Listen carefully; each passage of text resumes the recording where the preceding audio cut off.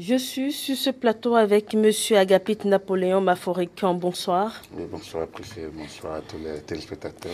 Vous êtes le directeur de la télévision E-Télé et vous avez pris service depuis le 19 avril dernier. Et ensemble avec vous ce soir, nous allons parler de la nouvelle orientation de E-Télé, de la manière dont nous allons fonctionner, de la nouvelle rentrée télévisuelle qui s'annonce. On va parler aussi du programme. Bienvenue sur ce plateau. Alors, ma première question est de savoir quelle est cette nouvelle dynamique que vous voulez insuffler à la chaîne de télévision E-Télé? Merci. E-Télé existe depuis quelques années. À sa place aujourd'hui au niveau des télévisions qui émettent du Bénin. E-Télé a la chance d'émettre depuis Parakou. A une antenne à Cotonou et s'implante progressivement dans le pays, sur la sous-région ouest africaine.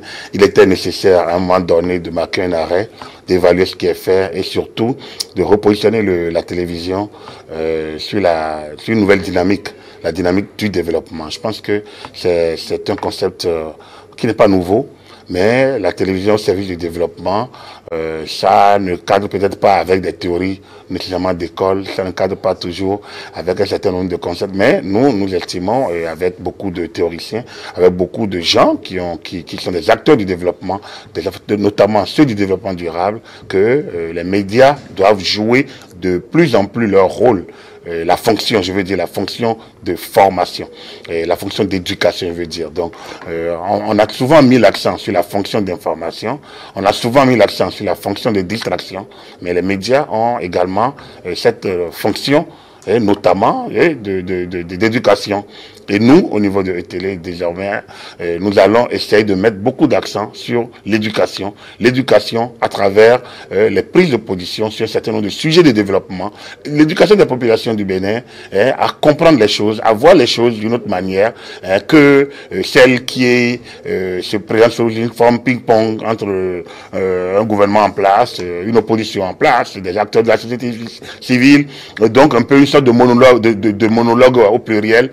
Non, nous allons essayer plutôt de placer le dialogue au cœur de la télévision afin que les populations puissent être beaucoup plus informées de ce qui se passe, mais comprendre les philosophies qui sous-tendent certaines actions, puisque nous avons la chance d'aller vers les acteurs du développement, le gouvernement, les élus locaux, les députés, les pouvoirs publics, les acteurs administratifs, donc tous ceux qui produisent la matière, tous ceux qui produisent l'information, ceux qui ont reçu mandat pour diriger la cité, nous avons la possibilité d'aller vers eux. Donc, il nous appartient d'expliquer les choses aux populations afin qu'elles ne soient plus rongées par le virus de la désinformation, de la manipulation et de la délation, de l'intoxication.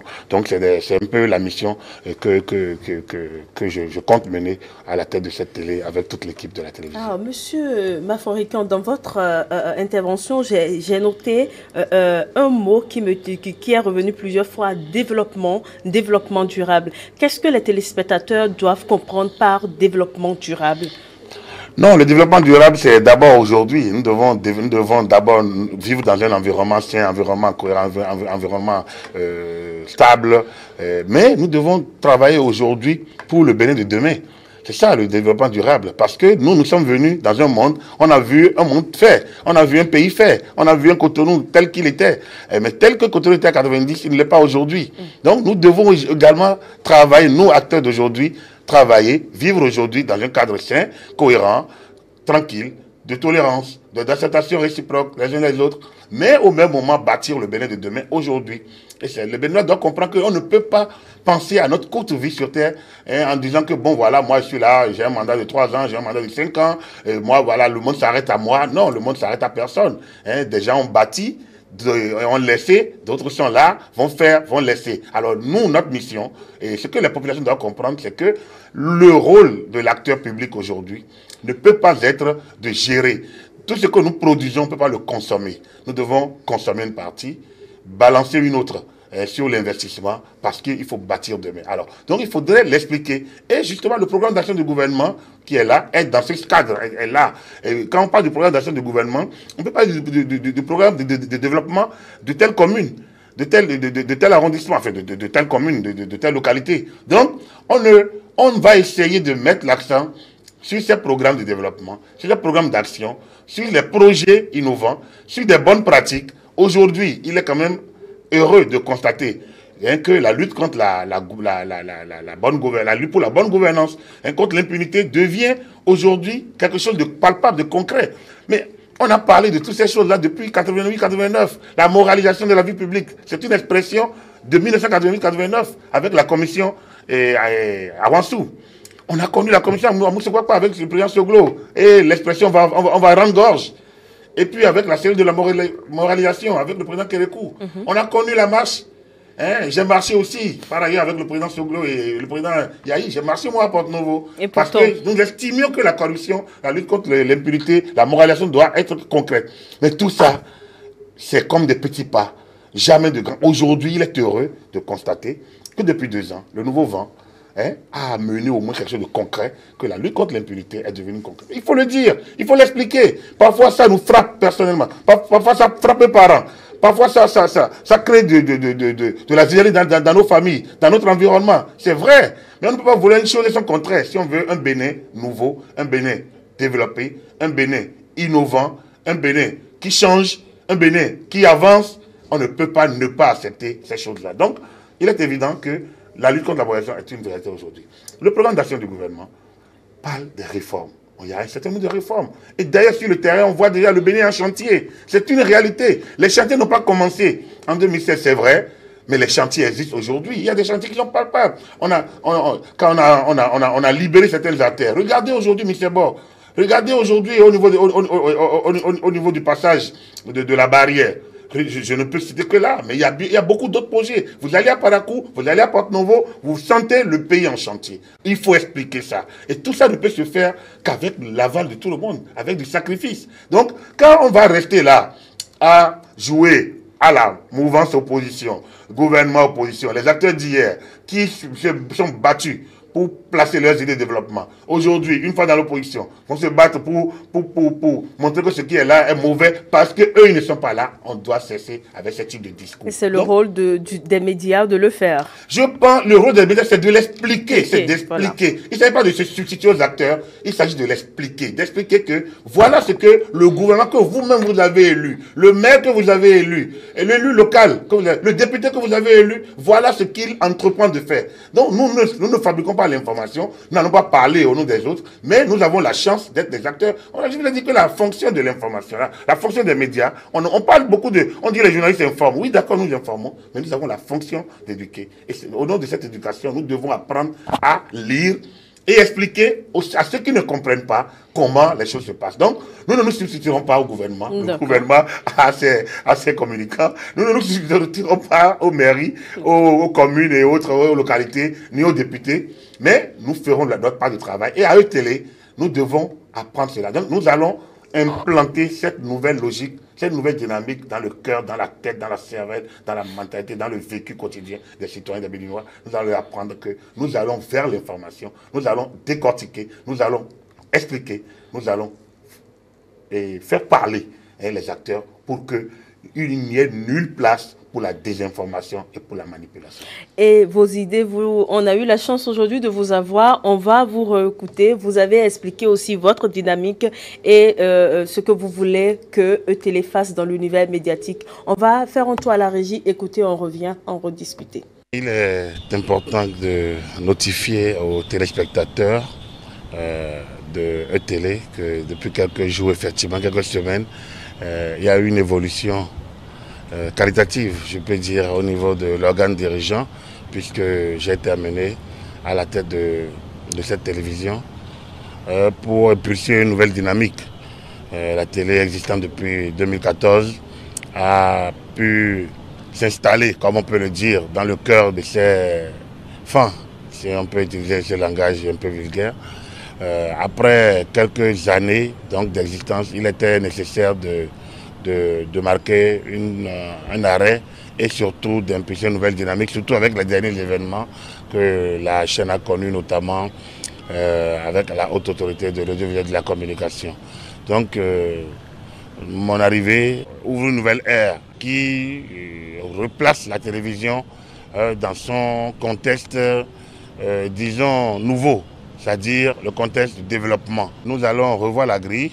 On a commencé des essais, c'est vrai que cela a donné une certaine instabilité.